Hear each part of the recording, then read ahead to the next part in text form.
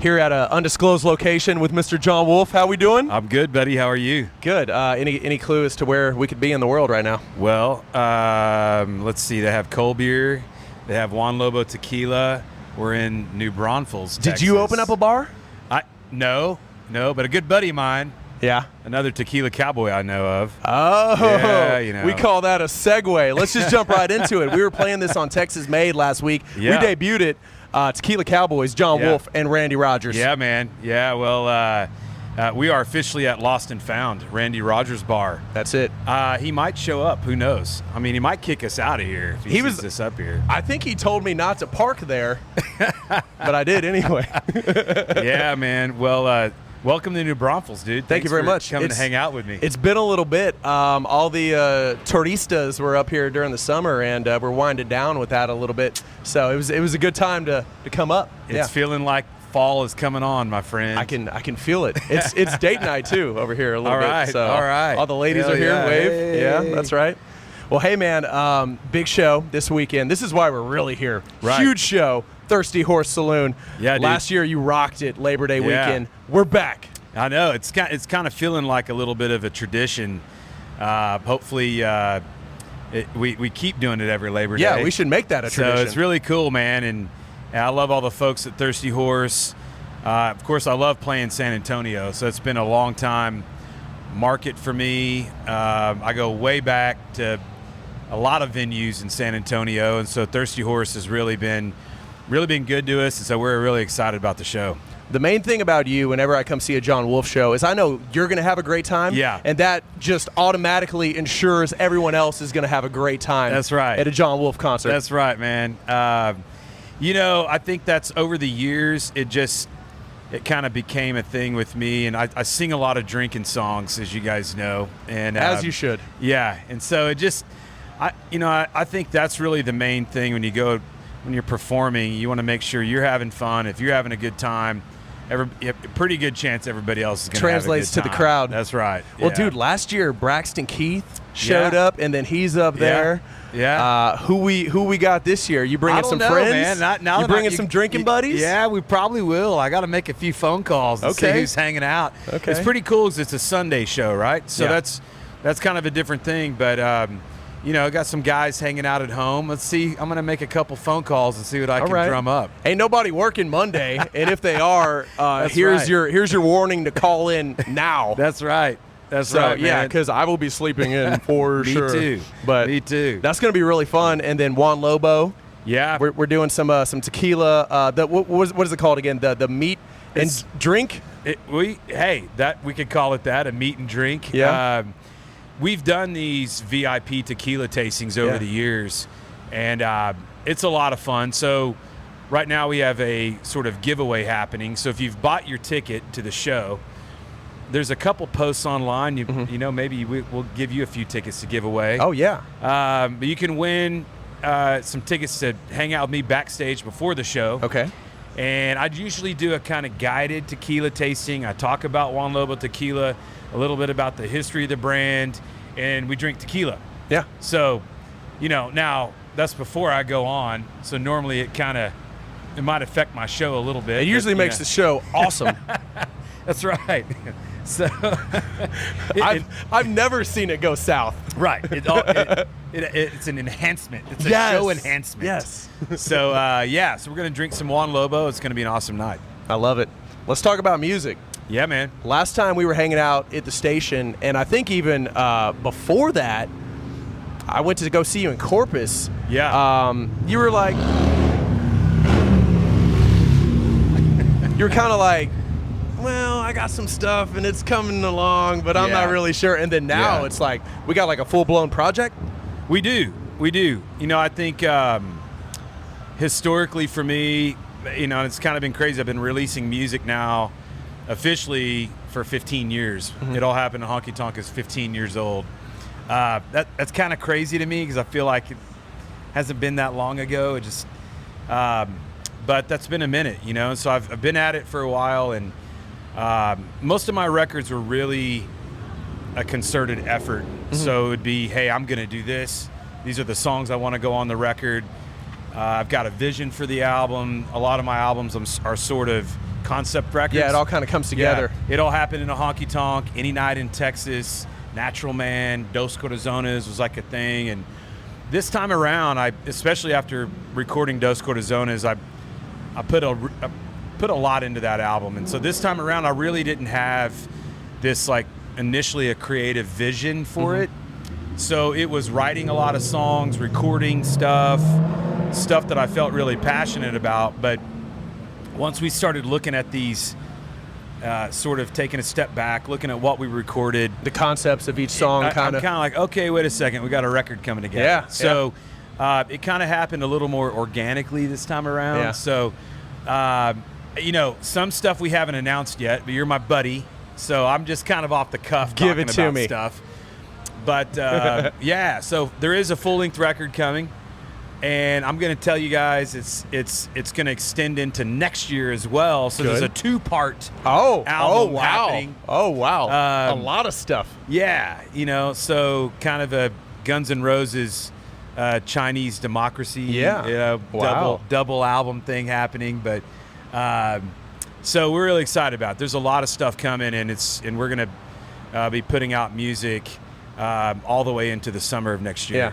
Well, I got to tell you, the first 2 songs, Older I Get, More Country I'm Getting to Be. Right. That one right off the bat, though, I'm like, yes, because the way Texas has been lately and stuff, and like as we go through, these seasons, we're kind of looking around. Like we were talking about how much New Braunfels has changed. Right. But these the same old boys right here. Oh, yeah. So it's like, let's not get too ahead of ourselves. Right. Yeah. I think, I look back on all of my records, and I've always been a traditionalist, traditional country, I would say, is what I do. But man, you explore, the way I look at it is I sort of explore different parts of traditional country for me. And some of my stuff, like Boots on a Dance Floor, feels like it probably was the most modern that I got in country music. This new record, I feel like, digs into some stuff that sort of influences from Merle Haggard and Waylon Jennings. And Older I Get, More Country I'm Getting to Be is probably the most Hank Jr. that I've ever been. So I'm kind of digging into some of those more traditional themes on this new album. And I'm excited for you to hear more of it. Okay.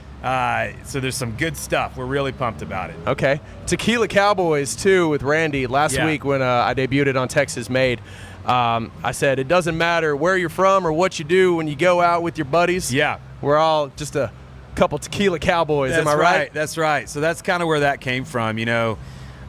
Since I've been here in New Braunfels, Randy and I have, kept in touch pretty good. And hey, man, are you going to be in town? We're going to have a couple writers over. No, he's out of town. He's touring. Yeah. Finally, I got him one day, and I said, hey, dude, we're at the house. All you got to do is, we probably live 10 miles apart, so come on by. And we had kind of worked up this idea knowing that he didn't have a lot of time. He's a super busy guy. And he walked in and we said, hey, man, what do you think of this? And he loved it, so he jumped right in on it. And, of course, Randy and I have a lot of history of sitting on bar stools and drinking tequila and cold beer. So this was a very easy concept for us to write. Yeah. We weren't digging too deep, It wasn't hard. It was like, hey, true story. Here we go. So we jumped in together. It was a lot of fun to write this song.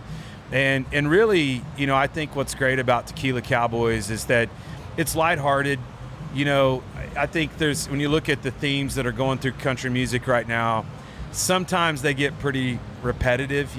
It's normally about, a lot of it's relationship based. Yeah. I'll just say that. So this is just, kind of some guys that get together on a Friday night or Saturday night and they meet up at the same bar, man, and they go in and they saddle up on the bar stool. And, you want one? Yes. And, you want one? Yeah. And they think, they're doing the world a big. They're Texas Rangers, man. We're saving the world here.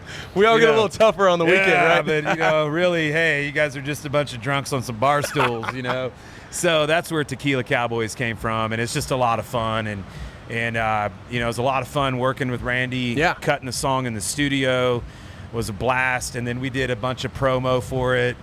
which you guys have seen some of the Truth or Tequila. Yeah, y'all were just drinking. Yeah, so we're just having a good time. And so, I mean, it's really been a blast, and it's one of my favorite songs I've ever recorded. I love it. Well, keep sending us music as it becomes available. And if you want to like leak a couple things to me here or there, just text me anytime, because then I can talk about it on the show. Okay. But now something I do want to ask you about too. It has nothing to do with music.